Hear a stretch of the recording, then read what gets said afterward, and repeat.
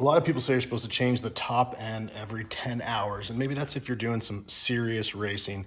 But we're doing occasional fun riding around and having a blast. So we change it not as often, but this bike here has 70 hours on it. So I think it's time to do the top end.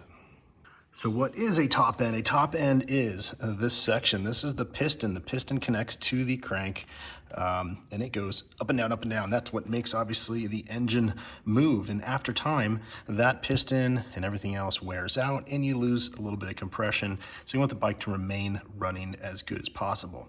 So this is going to be the easy part on these 65 bikes. So we're going to take this thing apart. But to do that, we got to start with everything else.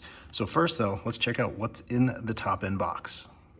So here is a top end piston kit that I sell at Vivid Racing right there. Got all types of moto parts as well as car parts, truck and UTV. So piston kit, Vertex Racing, this is everything you need to do the top end. The piston, the journal bearing, the gaskets, everything. And we sell this not only for the 65, but other bikes. The bigger bikes, 125, 300, 85, all of them. So let's open this box up.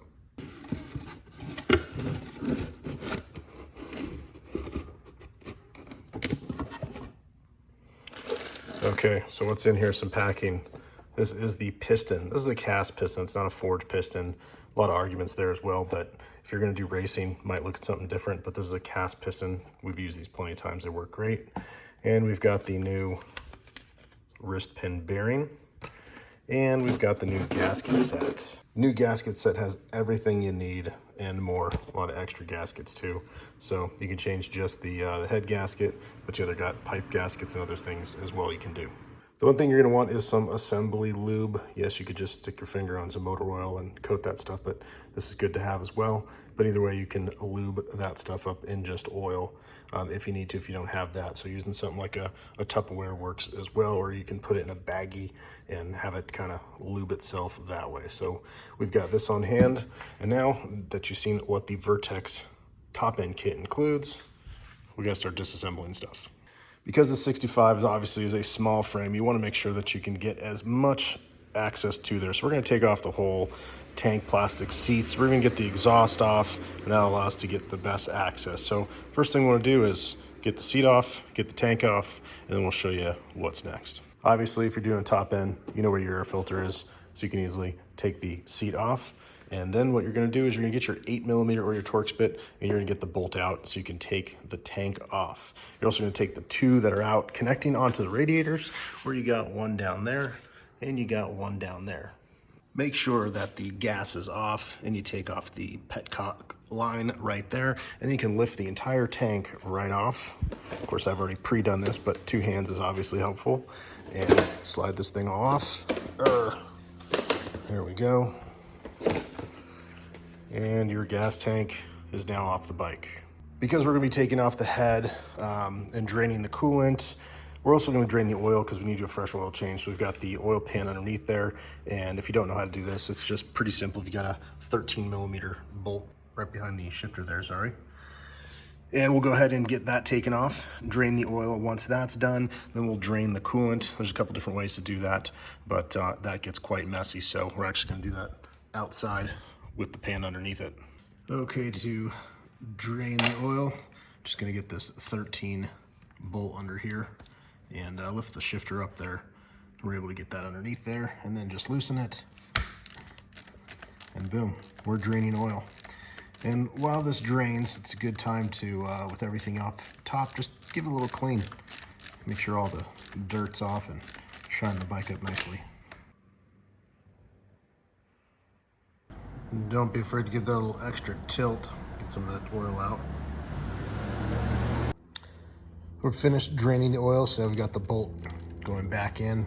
We'll snug that up, and now we can work on maybe spraying some carb cleaner around there and getting everything de-oilized, and then we'll start draining the coolant. Okay, we finished draining the oil here, and before we do the coolant, we're gonna spray some carb cleaner on this thing, get a bunch of the dirt off, wipe it down. Then we gotta get the exhaust off. Then we'll get to the coolant part.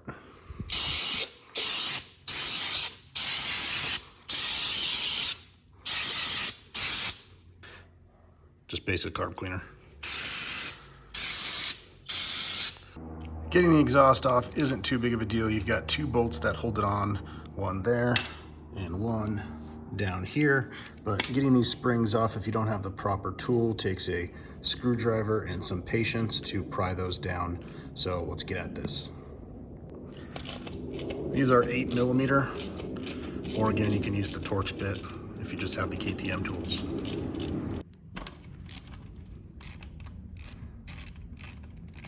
Now what I'm going to do to get these springs off is I'm going to use this big flathead screwdriver and just kind of try and apply some torque to it to pop the springs off.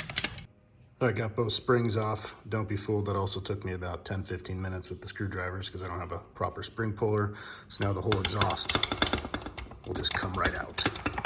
Muffler part back there, and then you got this line you got to disconnect here. With the exhaust completely off, this gives you another great opportunity to clean. Even though you're gonna be taking all this stuff off, you can spray it with carb cleaner, but you can get a lot of this dirt off because a happy bike is a clean bike, and a clean bike is a happy bike. So before I get the radiator all dumped out, let me get the spark plug out here. So just popped off the spark plug wire, use the KTM wrench, and loosen this one up. We'll put a fresh spark plug in there, but as you can see, this one's not bad. So we really don't have a non-messy way to do this, but what we're gonna do is first take off the cap, and then we're gonna unscrew these clamps down here and just let it drain. And we'll do it over the grass and in the oil pan, make sure that we catch most of it there. I think we're gonna loosen this one first. See if pulling off this one, because they all drain into this one right here. The main vein of the coolant. We get most to drop out of here first.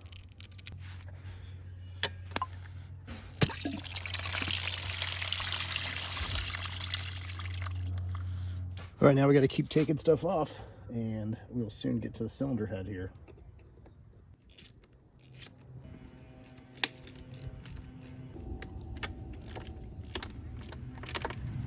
To get some more clearance, I just removed the connecting radiator hose right here so I can get better access to all the bolts.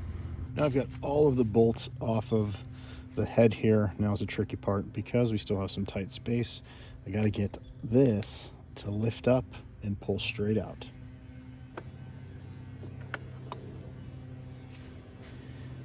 And that is the top of the head right there. It definitely could use a little bit of cleaning, so we'll kind of see if we can clean up with this thing here. So before we take the piston out, Vertex gives you a couple different gaskets here, and you don't have to use all these gaskets because some are for different parts of this, but they have a couple different size head gaskets here, and you're really supposed to measure the exact size that you need, because that's going to change the compression of where that piston is going up to. But I don't know the exact answer to give you guys, so what we're going to do is we're going to kind of match up the one that looks closest to this original one and just swap it out with that. So to get the factory wrist pin and piston off, it's really smart, because there's a little snap ring in there, to go ahead and try and cover the motor area, because you don't want anything to fall in there, which would then end the rest of your day, because you'll be trying to take everything apart to get that out. So go ahead and wrap this rag around here and tuck that in right there. A couple different ways you can try is you can try with pliers. You can also try with a pick, and you got to turn it just to the right point where the two sides meet. All right.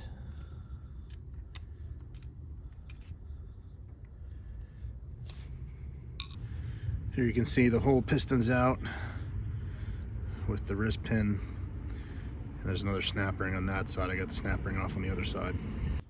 First thing we want to do is take our new wrist pin bearing out and get this thing lubed up.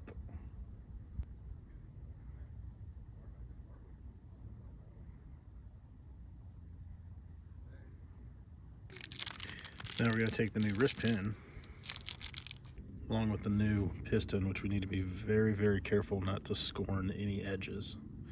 And we're going to start assembling this. So we want to lube up the wrist pin, put the piston over it, and slide this through. Okay, we got the piston all the way. Now we need to get the little tiny spring clips on. These are very, very delicate and difficult to do. You gotta watch about 1,000 different YouTube videos on how to do these. You gotta make sure that thing sits in there nice. One down, one to go. Then we can swap out the gasket here.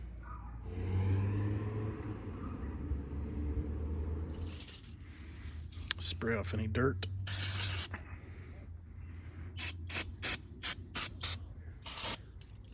Now we need to get the piston ring on and slide the head back over, which is another tricky task. So you want to go ahead and lube up your piston everywhere.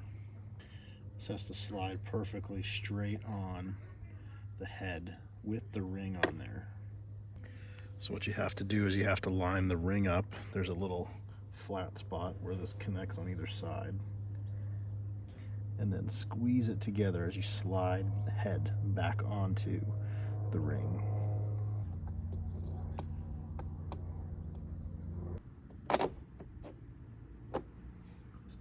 There you go, piston ring sealed on there. Now it's time to put everything back together and torque down the bolts.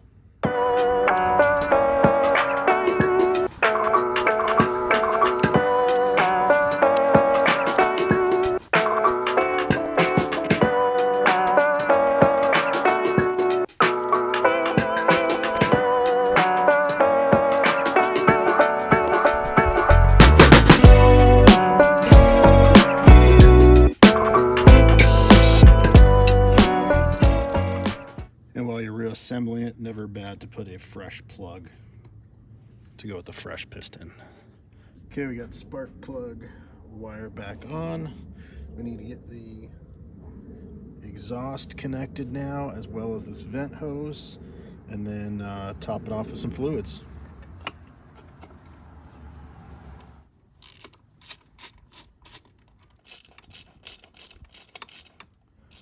Okay, we got the exhaust all on, the springs, the infamous springs, screwdriver technique, everything's bolted. We just got to add fluids and then put the top back on.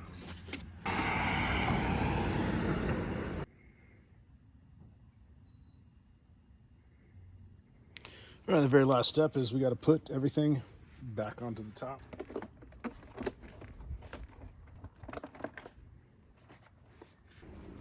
Put our seat bolt back in, and we'll put our two fender washers back in.